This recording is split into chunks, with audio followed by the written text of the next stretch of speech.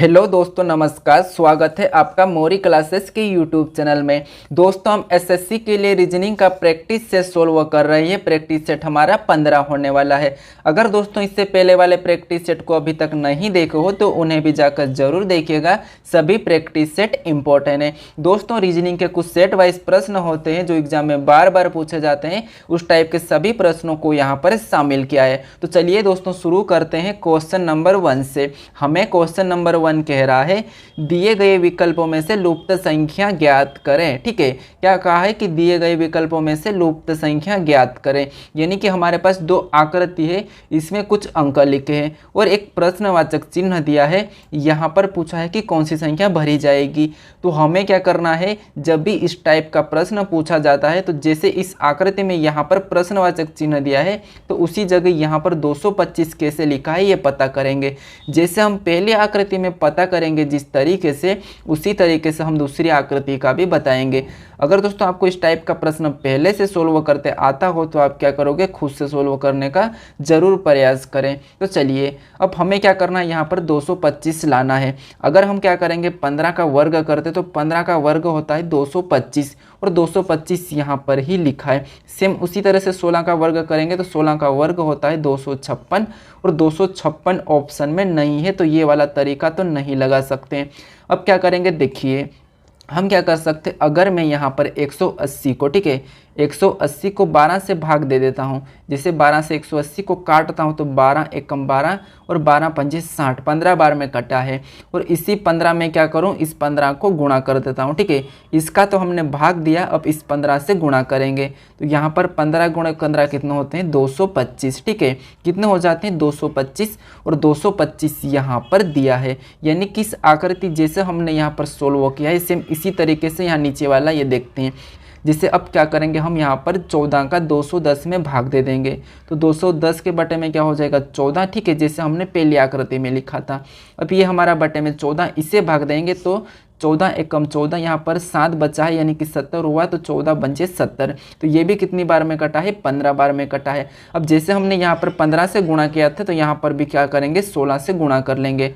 तो 15 गुणा कितना हो गया, 16। और 16 को 15 में जब गुणा करेंगे तो 16 पंजे 80 और 80 का 0। उसके बाद हासिल का बचा अपने पास 8 और 16 एकम 16 और 8 होते हैं 24। यानी कि यहाँ पर 15 गुणे 16 करने पर हमारे पास कितना हुआ है, 240। यानी कि ये जो प्रश्नवाचक चिन्ह है यहाँ पर कितना आना चाहिए, 240। अब ऑप्शन में देखेंगे तो ऑप्शन हमारा डी में दिया है तो ऑप्शन डी हमारा सही जवाब होगा। अब दोस्तों यहाँ पर जैसे हमने पहले वाली आकृति को जैसे सोल्व किया था सेम रिलेशन से हमने उसी तरीके से दूसरी आकृति को सोल्व किया है। तो उस टाइप से हमारे पास 240 आया था तो ऑप्शन हमारा डी वाला सही जवाब होगा। ठीक है, देखिए जिस तरह से हम इस वाली आकृति में जो तरीका लगाते हैं सेम वही तरीका इस वाली आकृति में भी लगाना है। ठीक है, चलिए बढ़ते हैं क्वेश्चन नंबर 2 की ओर। अब हमें क्वेश्चन नंबर 2 दिया है, कागज की दी गई शीट को मोड़कर निम्न में से कौन सा बॉक्स नहीं बनाया जा सकता है, ये प्रश्न पूछा है। तो हमारे पास ये है, क्या है, खुला पासा है तो इसे ही हमें बंद करना है। लेकिन इसने कहा कि बंद करने पर यहाँ पर नहीं बंद हो सकता। ऐसा कौन सा पासा है जो इसे बंद करने पर नहीं होता है। ठीक है, तो जिससे आपको पता है कि इसका सबसे पहले तो हमें विपरीत पता करना है। तो जैसे 3 का विपरीत होता है 8, क्या हो जाएगा, 3 का विपरीत 8, ये आपको निकालते आता होगा। उसके बाद 6 का हो जाएगा 7। अगर नहीं भी आता तो आप एक छोड़ के एक देख लेना। जैसे 3 का क्या है 8 और 6 का है 7 और जो बचा 2 का वो क्या हो जाएगा 9। तो अभी देखिए 2 का तो विपरीत हमारा क्या हो गया 9। उसके बाद 3 का विपरीत क्या हो गया हमारा 8। उसके बाद यहाँ पर 6 का विपरीत क्या हुआ, तो 6 का विपरीत हमारा हुआ है 7। अब जब भी हमें क्या करना है, इस पासे को यानी कि बंद करना है तो देखिए जब हम बंद करते हैं तो विपरीत फलक एक साथ नहीं होती है। ठीक है, एक ही यानी कि विपरीत जो अंक है वो एक साथ नहीं दिखते हैं। ठीक है, तो यही होता है, तब भी पासा क्या होता है, बंद होता है। जिस फलक पर विपरीत एक साथ दिखेंगे वो पासा बंद नहीं होगा। अब देखिए यहाँ पर ऑप्शन ए वाले को देखेंगे तो 7 का विपरीत 6 और 6 यहाँ पर नहीं दिखा। उसके बाद 9 का विपरीत 2, वो भी नहीं दिखा। 8 का विपरीत 3 है, वो भी नहीं दिखा। मतलब इसे तो हम मोड़कर बना सकते हैं। उसके बाद ऑप्शन बी को देखेंगे तो 2 का विपरीत 9 और 9 का विपरीत 2 है। तो ये क्या है, ये दोनों एक साथ दिख रहे हैं तो इसे हम क्या करेंगे, नहीं बना सकते हैं। ठीक है, ऑप्शन हमारे बी को नहीं बना सकते हैं, तो इसीलिए ये वाला तो नहीं बनेगा। ठीक है, अब ये हमारा नहीं बना, अब हमारा यही क्या हो जाएगा, सही जवाब होगा, क्योंकि इसने बोला है कि किस बॉक्स को नहीं बना सकते हैं, तो हमारा ऑप्शन बी वाला नहीं बनेगा। लेकिन हमें ऑप्शन सी भी चेक कर लेते हैं। जैसे 7 का विपरीत 6 है, नहीं दिखा है, 3 का विपरीत 8 है, नहीं दिखा है, 9 का विपरीत 2 है, वो भी नहीं दिखा है, तो इसे तो हम बना सकते हैं। उसके बाद डी को देखेंगे तो 2 का विपरीत 9 नहीं दिखा है, 6 का विपरीत 7 वो भी नहीं दिखा है, उसके बाद 8 का विपरीत 3 है तो वो भी नहीं दिखा है, मतलब इसको भी हम क्या करेंगे, मोड़कर बना सकते हैं। लेकिन ऑप्शन बी वाले को नहीं बना सकते, और हमें पूछा था नहीं बनाया जा सकता है, तो हमारा ऑप्शन बी नहीं बनाया जा सकता, तो इसीलिए हमारा ऑप्शन बी वाला क्या होगा, सही जवाब होगा दोस्तों। ठीक है, चलिए बढ़ते हैं क्वेश्चन नंबर 3 की ओर। अब हमें क्वेश्चन नंबर 3 दिया है कि परिवहन का माल, ठीक है, और बैंक का पूछा है दोस्तों। जिस तरह परिवहन का संबंध माल से है तो बैंक का बताना है। तो दोस्तों इस प्रश्न को मैं आपके ऊपर छोड़ रहा हूँ, इसका आप क्या करोगे, कमेंट्स करके बताएं। ठीक है, क्या करोगे, कमेंट्स करके बताएं इसका सही जवाब क्या होगा। आप क्या लिखोगे, यानी कि क्वेश्चन हमारा कौन सा है, तीसरा है, तो आप क्या लिखोगे यहाँ पर, क्वेश्चन तीसरा का आंसर ए तो ए लिखना, अगर आंसर बी हो तो बी लिखना, और आंसर सी हो तो क्वेश्चन सी लिखना, उसके बाद अगर डी हो तो क्वेश्चन 3 का डी लिखना। ठीक है, तो ये क्या करोगे, मुझे कमेंट्स करके ज़रूर बताना। और साथ ही साथ अगर दोस्तों आप मेरे यूट्यूब चैनल को अभी तक सब्सक्राइब नहीं किया तो आप यहाँ पर क्या करोगे, सब्सक्राइब करके ज़रूर जुड़ जाइएगा। ठीक है, चलिए बढ़ते हैं क्वेश्चन नंबर यहाँ पर 4 की ओर। अब हमें क्वेश्चन नंबर 4 दिया है, दी गई प्रत्येक आकृति में त्रिभुजों की संख्या बताइए। ठीक है, यानी कि हमें यहाँ पर 3 आकृति दी है, और तीनों आकृति में कौन सी यानी कि त्रिभुज की संख्या कितनी होगी, ये प्रश्न पूछा है। तो हम क्या करते हैं, सबसे पहले इन आकृति में त्रिभुजों की संख्या गिनते हैं। तो ये तो आपको पता है कि इस टाइप का जब त्रिभुज की आकृति होती है तो उसमें कैसे गिनते हैं। जैसे ये हमारा एक त्रिभुज है, तो इसमें तक केवल कितना त्रिभुज है, एक त्रिभुज है। इसमें एक और लाइन हो जाती तो ये कितने त्रिभुज हो जाते हैं, जैसे गिनेंगे तो एक तो हमारा ये वाला हुआ है, उसके बाद हमारा एक तो ये हो गया है। ठीक है, कितना हो गए, 2, उसके बाद एक और हमारा यहाँ से इधर से ये हो गया, तो यहाँ पर कितना हो गए, 3। ठीक है, इस टाइप से भी गिन सकते हैं, लेकिन एक तरीका है इसमें हमें गिनने का। ठीक है, क्या है, एक तरीका है। जैसे हम क्या करेंगे, यहाँ पर काउंट करेंगे एरो को, तो 1 और 2, यहाँ पर कितने एरो है, तो 2 है, और इन दोनों को जोड़ लेंगे, यानी कि इन्हें प्लस कर लेंगे, तो 1 और 2 कितने होते हैं, 3। ठीक है, कितने होते हैं, 3, मतलब इस आकृति में कितने हैं, 3 है। सेम उसी तरह से यहाँ पर गिनेंगे तो 1, 2 और 3, अब इन सभी को जोड़ेंगे तो 1 और 2 3 और 3 और 3 6, तो इस आकृति में कितने हो जाएंगे, 6, 3 और 6। अब देखिए, अब यहाँ पर गिनेंगे तो 1, उसके बाद है 2, उसके बाद है 3, उसके बाद है 4 और यहाँ पर 5। अब इन सभी को जोड़ेंगे तो 1 और 2 3 और 3 6, 4 10, 10 और 5 15, यानी किस आकृति में कितने हो जाएंगे, 15। जैसे हमने इन दोनों को जोड़ा तो 3, यहाँ पर इनको जोड़ा तो 6, और यहाँ पर इनको जोड़ा तो हमारा 15 हुआ है। ठीक है, यानी कि यहाँ पर क्या होना चाहिए ऑप्शन में, तो 3, उसके बाद 6, उसके बाद 15। ठीक है, क्या होना चाहिए, 15। 3 6 15 ऑप्शन में देखेंगे तो ऑप्शन हमारे बी में दिया है, तो ऑप्शन बी हमारा सही जवाब होगा। क्या होगा, करेक्ट ऑप्शन बी वाला। ठीक है, तो तीनों आकृति का हमने देखा है। चलिए बढ़ते हैं क्वेश्चन नंबर 5 की ओर। अब दोस्तों क्वेश्चन नंबर 5 दिया है, उस विकल्प का चयन कीजिए जिसमें दी गई आकृति सन्निहित है, मतलब यहाँ पर एक शर्त भी दी है, आकृति को घुमाने की अनुमति नहीं है। ठीक है, यानी कि हमें ये बताना है, हमारे पास option A B C D 4 option है, तो हमें बताना है कि ये जो हमारे पास ये आकृति है, ये आकृति कौन से वाले ऑप्शन में दिख रही है। ठीक है, यही बताना है दोस्तों। इस टाइप का प्रश्न पिछली बार एसएससी में काफ़ी परेशान करे थे। ठीक है, तो चलिए अब आप ध्यान से देखिए ऑप्शन को, और ये आकृति कौन से वाले ऑप्शन में ये चुनिए। ठीक है, तो देखेंगे अगर ध्यान से ऑप्शन ए में देखेंगे तो हालांकि यहाँ पर ये जो ऑप्शन ए वाला, ये यहाँ से लाइन बनी है। ठीक है, इस छाता में ये वाली लाइन बनी है, तो इसीलिए ऑप्शन ए नहीं होगा। ऑप्शन हम बी की चेक करते हैं, तो ऑप्शन बी में हमारे पास ये जो एरो चल रहा है, ठीक है, ये एरो यहाँ से इस टाइप का नहीं है, यहाँ पर क्या होगा, इस टाइप का है, तो इसीलिए हमारा ये वाला भी तो नहीं होगा। ठीक है, कौन सा वाला, ऑप्शन बी भी नहीं होगा, क्योंकि यहाँ से ये यहाँ पर सीधी लाइन है। उसके बाद ऑप्शन सी को देखेंगे तो ऑप्शन सी में हमारे पास ये क्लियर जे की तरह दिख रहा है, तो ये भी हमारे पास ये भी नहीं होगा। ठीक है, अब ऑप्शन डी को देखते हैं तो ऑप्शन डी में हमारे पास आकृति पूरी क्या बनी है, इसके जैसे ही बनी है ये वाली। ठीक है, यहाँ से ये वाली किसके जैसी, इसके जैसी हमारी ऑप्शन डी में दिखी है। ठीक है, एक बार देखिए ऑप्शन डी में आपको यहाँ पर क्लियर दिखेगी, यहाँ से ये वाली। ठीक है, ये वाली, तो ये वाली आकृति हमें दिख चुकी है, तो ऑप्शन डी में पाई गई है। ठीक है, तो ऑप्शन डी वाला हमारा क्या हो जाएगा, सही जवाब हो जाएगा। ठीक है, यानी कि ये आकृति हमारी ऑप्शन डी में सनी है, तो ऑप्शन डी हमारा सही जवाब होगा। चलिए बढ़ते हैं क्वेश्चन नंबर 6 की ओर। अब क्वेश्चन नंबर 6 दिया है कि दिए गए समीकरण को सही बनाने के लिए किन दो संख्याओं को आपस में बदलना चाहिए। यानी कि हमें यहाँ पर दिया है, इस टाइप का भी प्रश्न काफ़ी बार एसएससी में पूछा गया है। ठीक है, एक प्रश्न आपको 101% पूछा जाएगा। ठीक है, कह रहा है कि यहाँ पर इस समीकरण को सही बनाने के लिए किन दो संख्याओं को आपस में बदलना चाहिए। तो हम क्या करेंगे, सबसे पहले हमें क्या करना है, आपस में बदल के 56 यानी कि 65 आना चाहिए। ठीक है, तो देखिए सबसे पहले हम option A B C D है, तो ए से शुरू करते हैं। हमें समीकरण क्या दी है, 28 दी है। ठीक है, ये 28 गुणे में दिया है। अगर ऑप्शन ए में हमें क्या बदलना है, ऑप्शन ए में हमें 13 और 14 को बदलना, लेकिन देखिए 13 तो इस समीकरण में कहीं नहीं दिखा है। ठीक है, कहीं नहीं दिखा तो ऑप्शन ए को हम नहीं ले सकते हैं। ठीक है, क्योंकि 13 है ही नहीं, तो हम कैसे बदल सकते हैं। तो हम ऑप्शन बी को चेक करते हैं। 28 गुणे क्या दिया है, 3 दिया है, तो 3 को लिखेंगे। उसके बाद प्लस में क्या दिया है, 14, लेकिन हमें क्या करना है, इनको आपस में बदलना है। ठीक है, तो 14 की जगह क्या लिखेंगे हम, 28। ठीक है, तो 14 और 28 को आपस में बदल देंगे। तो देखिए हमारे पास 14 और 28 को बदलना है। ठीक है, तो जैसे 28 की जगह क्या लिखेंगे, देखिए ऑप्शन ए तो हमारे पास नहीं हो सकता। अब हम 14 और 28 को बदलेंगे, तो जहाँ पर जैसे यहाँ पर 28 है तो यहाँ पर क्या करेंगे, हम 14 लिख लेंगे। उसके बाद गुणे में क्या लिखेंगे, 3। ठीक है, उसके बाद प्लस में क्या लिखेंगे, जहाँ 14 था। ठीक है, यहाँ पर हम 28 को लिखेंगे, तो जहाँ पर 28 था वहाँ पर 14, तो यहाँ पर हम लिखेंगे 28।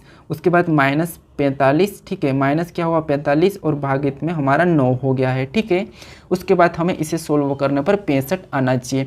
सबसे पहले आपको नियम पता है, भाग देते हैं, तो यहाँ पर भाग दे देंगे, तो 9 पंचे 45, ये हमारा 5 हुआ है।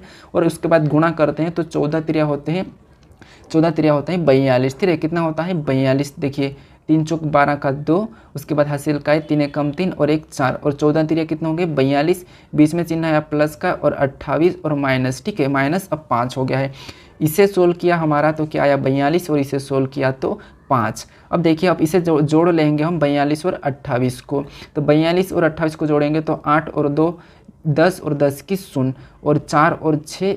ठीक है, 4 और 2 6, और 6 में 10 की 0 1 थी तो 7 हो जाएंगे। ठीक है, यानी कि यहाँ पर जोड़ने पर कितने हो गए, 70। और 70 में क्या करेंगे, 5 को घटा लेंगे। ठीक है, अब 70 में से 5 को घटाएंगे तो हमारे पास कितने होंगे, 65। ठीक है, यहाँ पर कितने होंगे, 65 होंगे। 70 में से 5 गए तो 65, मतलब यहाँ पर हमारा 65 हुआ है, और यहाँ पर भी 65 दिया है। मतलब हम ऑप्शन बी वाले को चेंज कर लेंगे, यानी कि 14 और 28 को चेंज करेंगे तो हमारा यहाँ पर समीकरण सोल्व हो जाएगा, और यहाँ पर 65 आ जाएगा। ठीक है, तो इसीलिए हमारा क्या हो जाएगा, ऑप्शन बी वाला सही जवाब होगा। ठीक है, क्योंकि ऑप्शन ए को तो ले ही नहीं सकते, क्योंकि 13 तो हमारे पास था ही नहीं। ठीक है, तो ऑप्शन ए हमारा सही होगा, यहाँ पर ऑप्शन सी नहीं होगा और ऑप्शन डी नहीं होगा। ठीक है, ऑप्शन हमारा बी सही हो जाएगा। चलिए बढ़ते हैं क्वेश्चन नंबर 7 की ओर। अब क्वेश्चन नंबर 7 दिया है यमुना, उसके बाद नंदी और नर्मदा, यानी कि हमें यहाँ पर साफ तौर पे क्या करना है, यमुना, नंदी और नर्मदा का क्या करना है, एक डायग्राम बनाना है, इनका वेन डायग्राम बनाना है। तो आपको पता है वेन डायग्राम बनाने से पहले इनमें आपस में रिलेशन देखते हैं, जैसे यमुना, उसके बाद नंदी और नर्मदा, यानी कि इनका आपस में कुछ रिलेशन है या नहीं। तो देखिए अगर ध्यान से देखेंगे तो ये नंदी, नर्मदा भी एक नंदी है और यमुना भी एक नंदी है। ठीक है, दोनों की दोनों क्या है, एक नंदी है। तो जैसे ये तो क्या हो गया, एक नंदी हो गई। ठीक है, ये हमारी क्या हो गई, नंदी हो गई। उसके बाद ये तो हमारी नंदी हो गई, और इस नंदी के अंदर ही क्या है, नंदी कौन सी है, नर्मदा नंदी है। तो ये हमारा क्या हो गया, नर्मदा नंदी हो गया। तो ये हमारा नर्मदा नंदी। उसके बाद ठीक है, क्या था हमारा, सबसे पहले ये हमारी क्या है, नदी है, तो ये नदी का वेन डायग्राम। उसके बाद यहाँ पर दिया है नर्मदा, तो नर्मदा हमारी एक नदी के अंदर ही आती है, तो ये नर्मदा नदी हो गई। उसके बाद यहाँ पर हमारी एक क्या हो जाएगी, यमुना नदी। ठीक है, क्या हो जाएगी, यमुना नदी। तो ये डायग्राम यमुना नदी का है। अब देखिए ये हमारा क्या है, नदी का है, ये हमारा नदी का है। तो इस नदी के अंदर ही कौन कौन सी नदी आ जाएगी, यमुना और नर्मदा। लेकिन ये अलग अलग क्यों बनाए, क्योंकि यमुना नदी अलग है और नर्मदा नदी अलग है। तो इसका वेन डायग्राम कुछ इस टाइप का बनेगा, और इस टाइप का वेन डायग्राम चेक करेंगे तो हमारा ऑप्शन ए में दिया है, तो ऑप्शन ए हमारा सही जवाब होगा। ठीक है, ये आपको समझ में आ चुका होगा। चलिए बढ़ते हैं क्वेश्चन नंबर यहाँ पर 8 की ओर। क्वेश्चन नंबर 8 दिया है, 35 छात्रों की एक पंक्ति में पी बाईं ओर से 8वां है, दाईं ओर से उसका स्थान क्या होगा। तो मैंने आपको बताया था इससे पहले वाले चैप्टर में, यानी कि प्रैक्टिस सेट में बताया था कि आपको जब भी कुल छात्र दिए हुए रहते हैं और आपको एक स्थान पूछा जाता तो कैसे करना है। तो क्या करना है, सबसे पहले हमें कुल छात्र में से एक स्थान को घटाकर एक जोड़ लेना है। जैसे 35 दिया है कुल छात्र, तो इसमें से स्थान हमारा बाईं ओर से 8वां है, तो इससे घटा लेंगे तो 35 में से 8 जाते हैं तो कितने बचते हैं, 27। ठीक है, कितने, 27। और 27 में ही क्या कर देंगे, एक को जोड़ देंगे तो कितने हो जाएंगे, 28। ठीक है, कितने हो जाएंगे, 28। तो इसका दाईं ओर से स्थान कितना होगा, 28 होगा, और 28 हमारा ऑप्शन ए में दिया है, तो ऑप्शन ए वाला सही जवाब होगा। अब आपको अगर वापस से कुल छात्र निकालना है तो दाएं बाएं को जोड़ के एक माइनस कर लेना है। जैसे दाएं से क्या है, बाएं से 8 है और हमारा दाएं से 28वां है, इन दोनों को जोड़ के एक माइनस करेंगे तो हमारा वापस से कुल निकल के आएगा। तो 28 और 8 होते हैं 36, और 36 में से एक को माइनस करेंगे तो कितने हो जाएंगे, 35। ये हमारा वापस से कुल छात्र निकल के आ चुके हैं। तो अगर आपको कुल छात्र निकालने का पूछा है तो दाएं बाएं को जोड़ के एक माइनस कर लेना है। ठीक है, तो हमारा यहाँ पर दिया था दाईं ओर से पूछा था, तो दाईं ओर से पी का स्थान 28वां होगा, यानी कि ऑप्शन ए हमारा सही जवाब होगा। चलिए बढ़ते हैं क्वेश्चन नंबर 9 की ओर। अब क्वेश्चन नंबर 9 दिया है, यदि किसी महीने का तीसरा दिन मंगलवार हो तो उस महीने का 25वां दिन कौन सा होगा। ठीक है, यानी कि हमें क्या कहा है, यदि किसी महीने का तीसरा दिन मंगलवार हो तो उस महीने का 25वां दिन कौन सा होगा। तो हमें क्या करना है, कभी भी आपको कैलेंडर के प्रश्न में किसी महीने का पूछा हो, यानी कि किसी महीने का कहा हो, तो क्या करना, उससे 3 मानना है, यानी कि 30 मानना है। ठीक है, कभी भी आपको किसी महीने का जिक्र नहीं किया हो तो क्या करना है, किसी भी महीने को हमेशा 30 ही मानना है। ठीक है, तो देखिए हमें पूछा है कि यदि किसी महीने की तीसरा दिन मंगलवार है, यानी कि 1, उसके बाद है 2, उसके बाद है 3, तो इस तारीख को क्या है, तीसरा दिन किसी महीने का, यानी कि क्या है, मंगलवार है। ठीक है, क्या है, मंगलवार। तो देखिए अब यहाँ पर क्या करेंगे, हमें 25वां दिन पूछा है, तो आपको पता है हर 7 दिन में वही दिन आता है। ठीक है, हर 7 दिन में वही दिन आता है। तो अब यहाँ पर अगर 3 को मंगलवार है तो 10 को भी क्या होगा, मंगलवार ही होगा। 10 के बाद 7 जोड़ेंगे तो 17 को भी मंगलवार ही होगा, और 17 में वापस से 7 को जोड़ देंगे तो 17 और 7 कितने होते हैं, 24, और 24 को भी मंगलवार ही होगा। ठीक है, 24 को भी मंगलवार ही होगा। और हमें पूछा है कि 25वां दिन, तो 24 को मंगलवार है तो 25 को कौन सा वार हो जाएगा, तो बुधवार हो जाएगा। ठीक है, कौन सा वार हो जाएगा, बुधवार, और बुधवार हमारा ऑप्शन सी में दिया है, तो ऑप्शन सी हमारा सही जवाब होगा। अगर ऐसा भी चेक कर सकते हो, जैसे अगर यहाँ पर 3 को क्या है, मंगलवार, तो 2 को क्या होगा, सोमवार। ठीक है, उसके बाद 1 को क्या होगा, तो रविवार होगा।